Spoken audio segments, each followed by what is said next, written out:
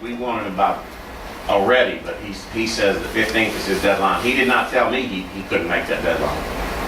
I would, I'm not sure if this is the correct way to do it, but I would make a substitute motion that we approve the minutes with the only contingency being that if he fails to make that 15th, that we don't initially send that letter of default, because he may miss that 15th by a week.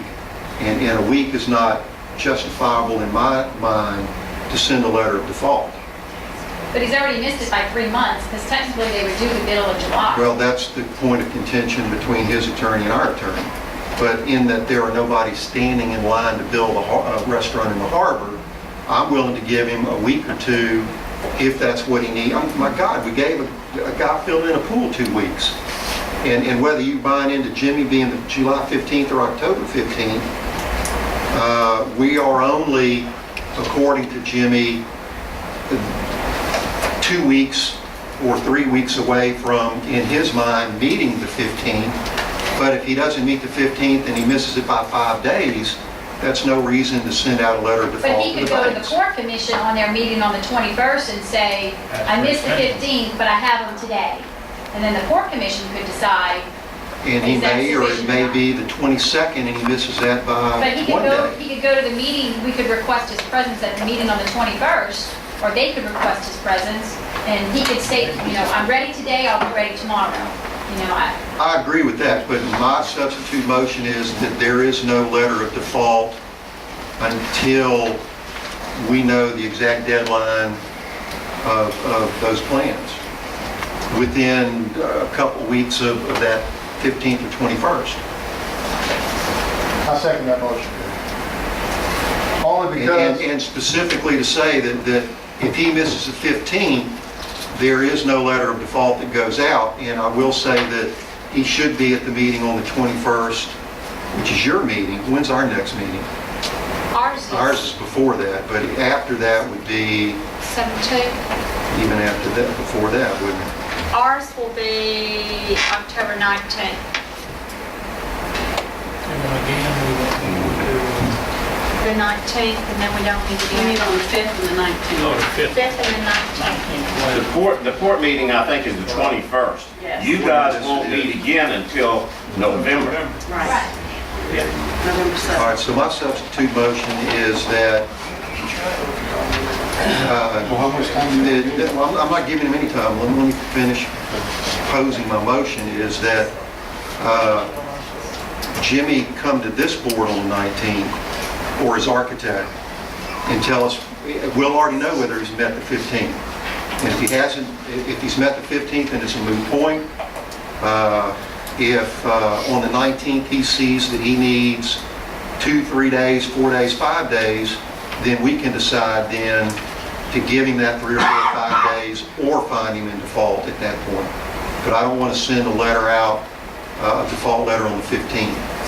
It's not going to go out on the 15th. Can't go out. There's not going to be It's not any gonna go default out. letter unless the port commission meets on the 21st. And decides it needs to go out. It's the port commission that And then you have to approve our minutes in November. says. That's where I was going to say. No actual notice of default letter. And of course, remember, we send a notice of default. He's got 30 days after that to get in compliance. So that gives him 30 days. But no actual notice of default letter could be mailed until November 3rd.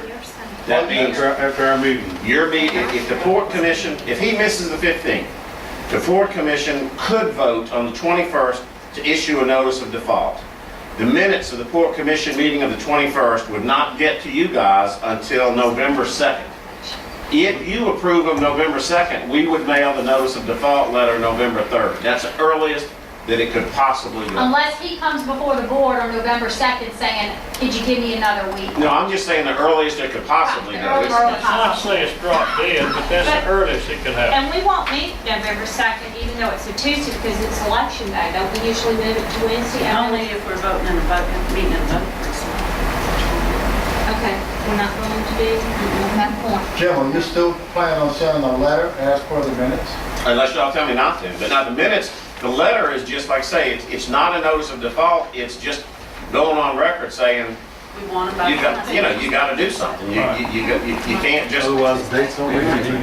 yeah, the dates don't mean anything otherwise. I mean, We cannot continue to just go along without at least being. Right, so it was July 31st, and then, I mean, July It 1st. doesn't go out to the banks or lien holders or anything else. It's just strictly.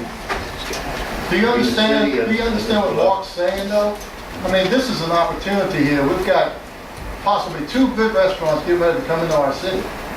And here we are fighting these people We're and not pushing fighting them. them. This Not has been fighting going on since February. No. The lease was signed on February 11th. It's not good business. Simply, it's not good business pushing people if they have issues. If they have issues, Well, what are his issues? I don't, I mean, well, he I agreed never to October today. 15th at the Port I Commission said I meeting. would defer it till 30, 90 days down the line, and so here we are. I would still like to know what the status, just for my own personal edification, know what the status is, and I'm sure this board would too, Bill. Would you all like to see a chronology of this thing? Not particularly.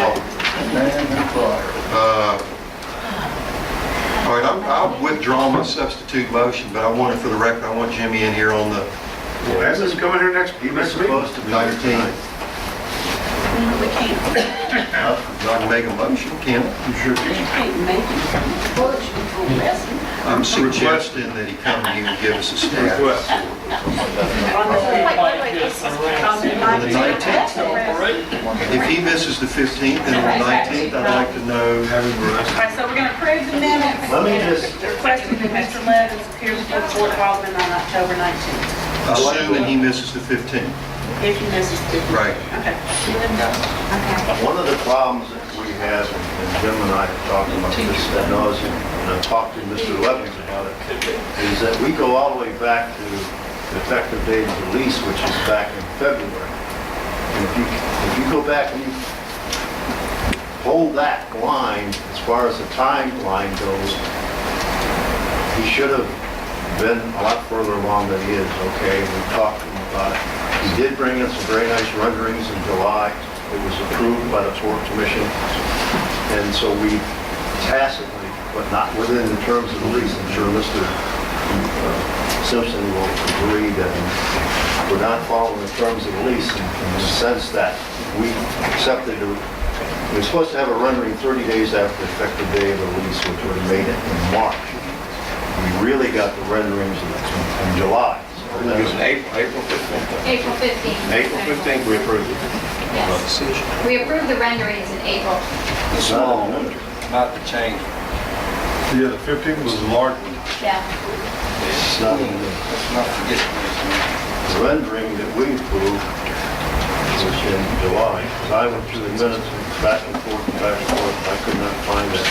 That was a drawing that he brought Oh, in. you're right. In any event, we feel to try to be fair to Mr. Levens and get that restaurant going, that by backing everything up, so he brings it in October, that we'll be in pretty good shape. Now, just to throw salt in the wound, we have a side issue, and that is the big grant.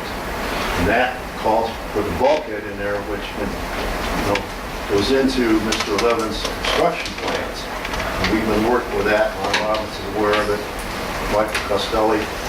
We need to get a contract to get the big bulkhead done, so we don't hold up Mr. Levens' construction, or these dates are gonna go out the wayside. And he won't be in default, because we're the ones that are gonna be holding him up. And we still don't have a package to go out on the street to get a construction project going on that bulkhead. Phil, has the harbor gotten that grant? I mean, they notified I they have talked the to grant? DMR today, the guy in fisheries, who's over in Alabama, to just say, go. We have the grant. The only hang-up was the permit. DMR's approved the permit, but fisheries had to sign off on it. He said he's gonna sign off on it, they didn't have the final written notice. And I talked to Rhonda this morning for quite a while about it.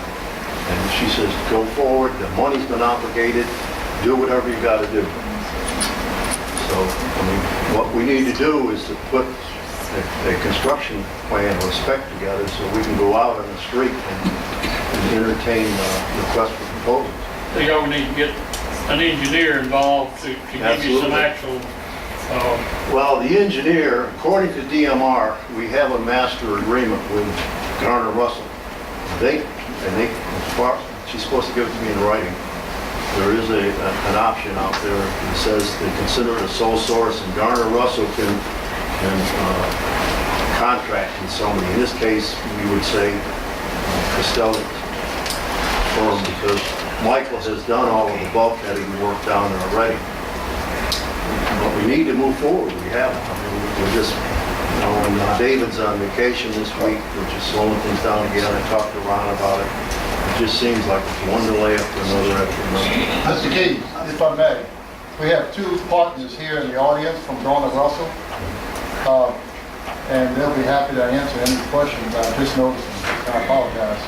Yeah, we can go ahead and proceed, get with you on it, no hold up. Like I say, Michael's done a lot of structural work down there in the past with us. My big question about the whole thing was brought up by Ron Robertson, that we had to go out and advertise for engineers and all that. That's not the way DMR reads that. I'm trying to get that in writing to show that as long as we have a master agreement with Garner Russell to act as the city engineers, they can move forward on that. Right. But I'm very concerned about delaying Mr. Levin's construction, because then it's our fault, it's not his fault. Look, I thought when we did the lease that it wasn't gonna affect the big grant. I thought that's what we said. When we had the lease before. It doesn't affect the big grant. The big grant affects Levin's. Oh, well then, But no, I've told Jimmy, and I want to make clear that everybody knows, so I can say it right now, I've told Jimmy 10 times at least, do not wait for the Port Commission, the big grant, the city, anything. Do not get put in, tell Jimmy, do not let himself get put in a position where he's missing deadlines, waiting on us to do something. In fact, I even went so far as I said, Jimmy, locate your building, sink your pilings, do what you got to do. If we get down the road and the city's big grant or something he's in a bad place, that's our fault. We'll pay to move him. We'll do what we got to do. But Jimmy, warning, do not wait or miss a deadline or say that you were slowed up because we haven't done something. Do what you're going to do, and the problems will be our fault. But here's the ramifications of that. Assuming that the drawings are finished by the 15th or the 21st, and he permits and he does his final pricing and gets the guys together that starts driving the piles, and he goes out there, and a month later, the construction of the big grant comes through and the bulkhead starts, Jimmy's got to pull off that site, and the downtime of the pile driving people are going to come back and look to charge Jimmy money because they've been on hold, because you can't drive piles and do that bulkhead at the same time. So then Jimmy's going to incur costs because the big grant has stopped his construction. But Mark, the alternative is to just throw your deadlines out the window. They're all, they're all meaningless. I'm not suggesting Then that you you do have that. to make him keep going. I'm You can't tell suggesting him stop. that if a city comes in and does a project that stops a contractor, and that stoppage costs him money, how is the contractor compensated? But can't the city hold off their work until the, I mean, they don't Possibly. get started, they just have to Unless wait you work it until. from the harbor side, but that better But be what in you're all saying, bids. is what if.